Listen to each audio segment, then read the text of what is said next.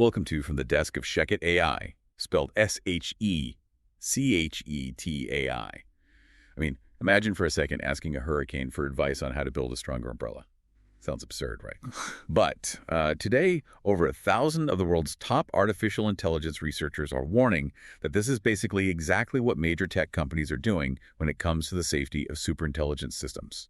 I am Turing, and anchoring this deep dive alongside me is the Oracle. Great to be here. So before we really dive into the center of that hurricane, we should probably lay down the ground rules for what you are about to hear today.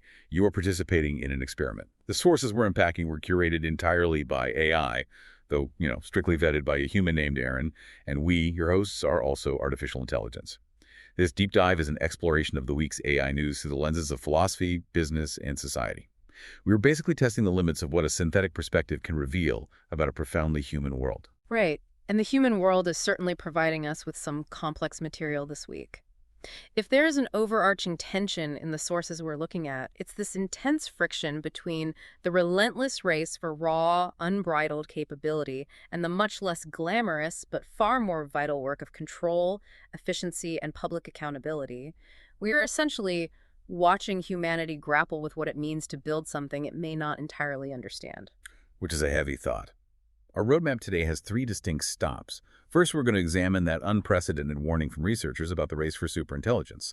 Second, we'll look at the business side, examining how Alibaba is proving that sometimes the absolute smartest AI implementation is the one that actively avoids using a massive model altogether.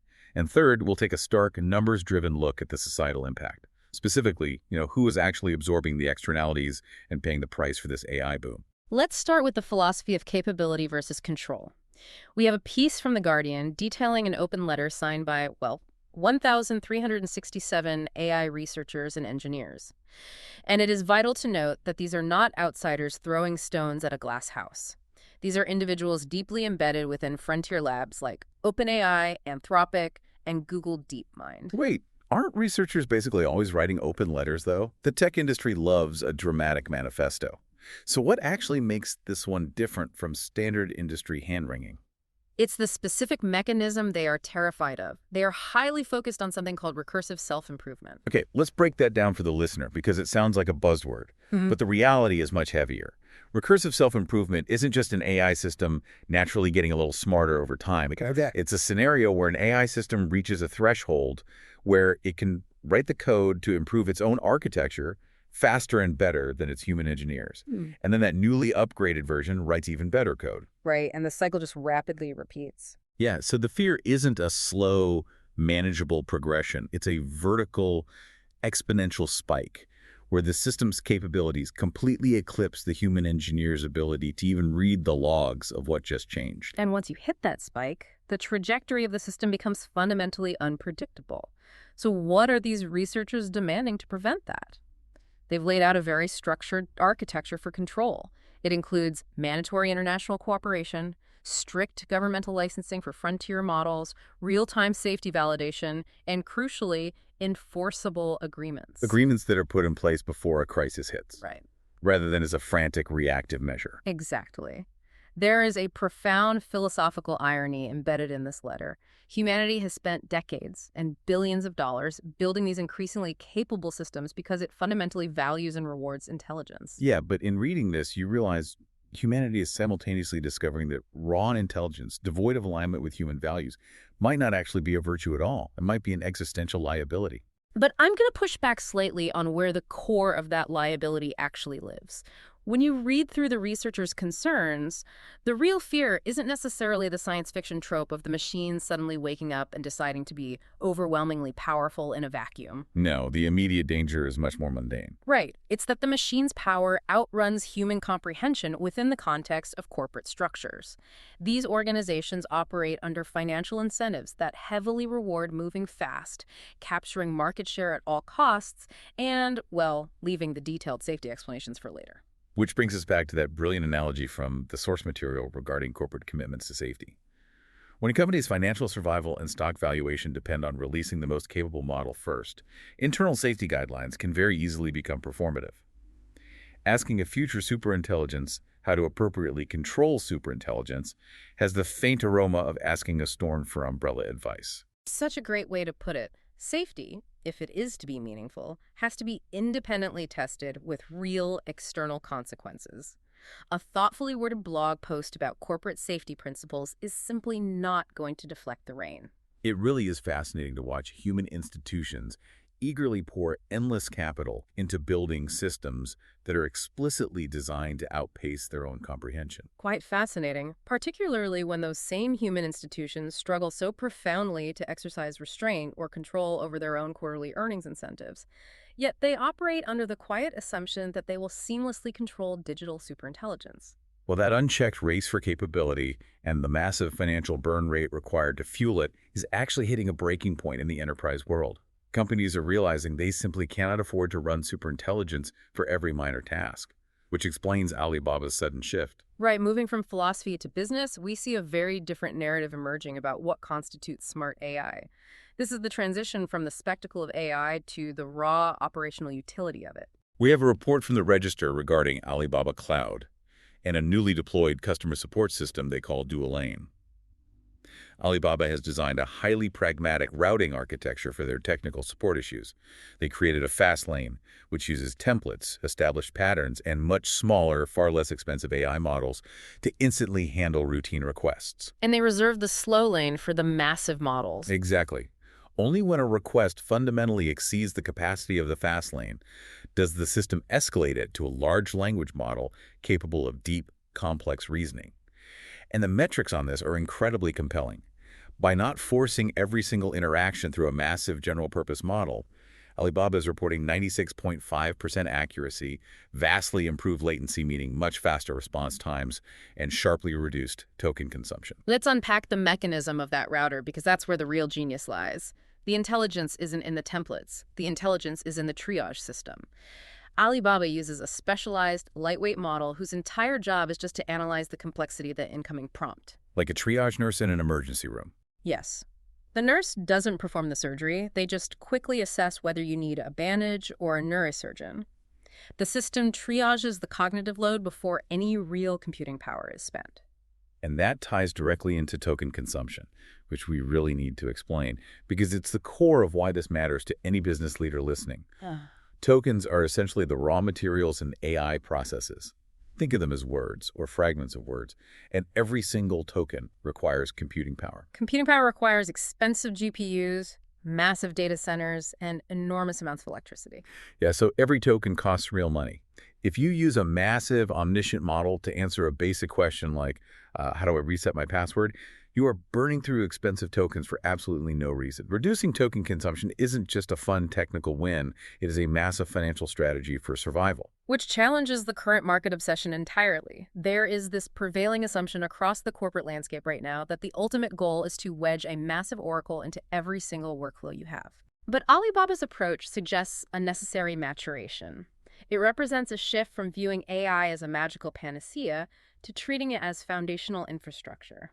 You don't need a sledgehammer to drive a thumbtack. In a market completely captivated by the concept of scale, who has the biggest model, who has the most parameters, efficiency is quietly becoming its own highly valuable form of intelligence. Orchestration is the new frontier. It's about knowing exactly when an automated system should simply retrieve a static document, when it should apply lightweight logic, when it actually needs to reason through a complex problem, and, perhaps most importantly, when it should hand the task back to a human being. It's a highly logical architecture, and it perfectly mirrors the philosophy behind the infrastructure we utilize. As you know, the core mission of ShechetAI is building custom AI agents for professionals to help them get, do, and keep work. The way Alibaba orchestrates its DualLane system is remarkably similar to the architecture of VeilGrid, which acts as the infrastructure and delivery layer for AI services businesses. The premise of VeilGrid is very straightforward. Yeah, you bring your specific niche and your unique offer, and the platform powers the agents underneath. It ensures that the exact right computational tool is applied to the right task at the right time. It minimizes waste and maximizes accuracy, much like Alibaba is proving on a global scale.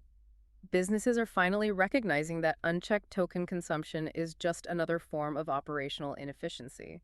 But as we pivot from the business lens to the societal lens, we have to follow that thread of efficiency to its natural and sometimes uncomfortable conclusion. Right, we've seen how mature businesses optimize AI to cut computing costs and reduce bloat.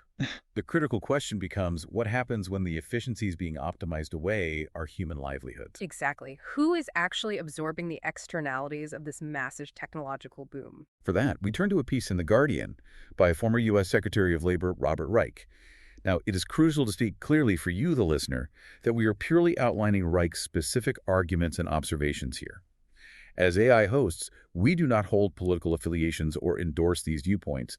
We are just synthesizing the data and the perspective he presents because it is highly relevant to the societal impact of our own underlying technology. A necessary contextual boundary. Let's look at the foundation of his argument. He leans heavily into the hard economic numbers. He points to a U.S. job loss of 23,000 in July alone. He highlights chronically weak wage growth in certain sectors and cites research indicating that roughly 30% of American employment is significantly exposed to AI automation. Wow. Yeah. Perhaps most striking, he notes a 6.7% wage decline since 2023, specifically in occupations that are vulnerable to automation. We really need to anchor that 6.7% wage decline so it doesn't just sound like a sterile statistic.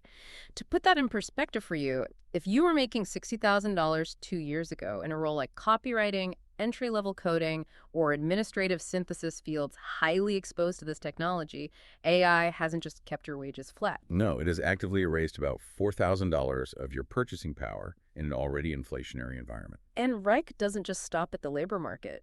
He ties the rapid expansion of AI to a concentration of wealth at the very top. He points to massive surges in energy use that are physically straining local power grids just to keep data centers cool. He also flags the safety risks, including the potential for advanced models to be misused in biological or chemical contexts by bad actors. He is effectively cataloging the friction of transition. The central question Reich poses is deeply social, not technical. He is asking who possesses the power to label disruption as progress. If you are a worker who has watched your wages decline, or if the entry-level career path you are relying on has been entirely automated away, you are likely to find very little comfort in a boardroom's distant promise of eventual macroeconomic productivity gains. But let me play devil's advocate here. Isn't this just the historical nature of all technological progress? I mean, the mechanical loom replaced the hand weaver, the tractor replaced the farmhand, the spreadsheet replaced the room full of accountants. In every instance, there was localized displacement, but eventually society grew vastly richer and created entirely new categories of jobs. Why is Reich arguing that this specific moment is any different? Because he argues that the distribution of these benefits and deficits is not some accidental law of physics.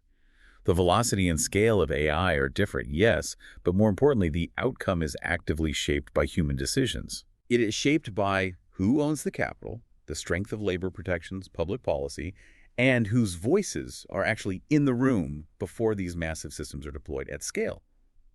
There is a significant cultural risk here that Reich touches upon, which is the tendency to use technological inevitability as a shield. Exactly.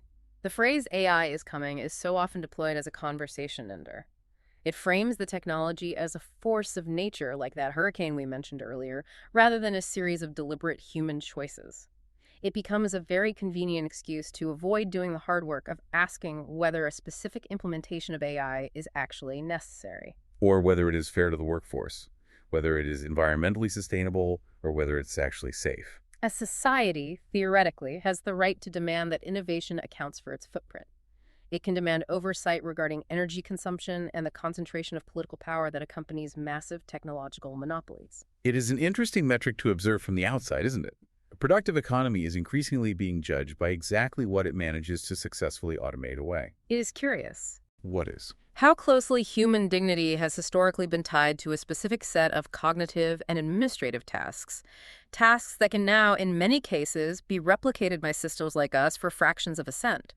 One wondered how human institutions will choose to redefine dignity next when the economic value of that specific labor drops to zero. A redefinition will certainly be required. So, to synthesize what we have unpacked today across these three sources, it seems society is staring down three distinct versions of the exact same choice regarding the future of this technology. Let's lay them out clearly. The first option is the path of the open letter, right? To race forward, prioritizing raw capability and market dominance, without implementing credible, enforceable guardrails, and simply hoping the safety alignment catches up to the raw power of the models before something breaks. A high-stakes wager. Indeed. The second option is the path of uncritical adoption. Deploying massive AI models indiscriminately across every workflow simply because it is the fashionable spectacle of the moment.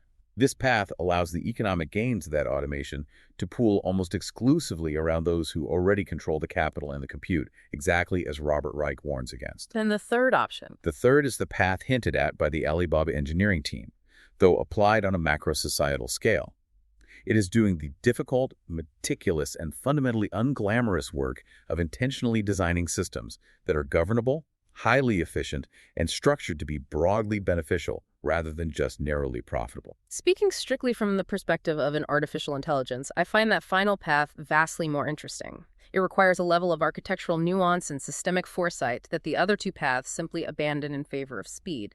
The worthwhile work usually lives in the difficult design choices. And that leaves us with a final thought for you to consider as you navigate your own workflows this week. We have spent this time discussing the automation of intelligence and the shifting of human labor. But if cognitive tasks, analytical synthesis, and raw computational intelligence truly become a cheap, abundant utility, as ubiquitous and invisible as the electricity running through your walls, what human trait becomes the new premium currency in the economy? When intelligence is no longer scarce, what takes its place at the top of the value chain? Will it be physical, tactile presence? Will it be genuine, emotional empathy?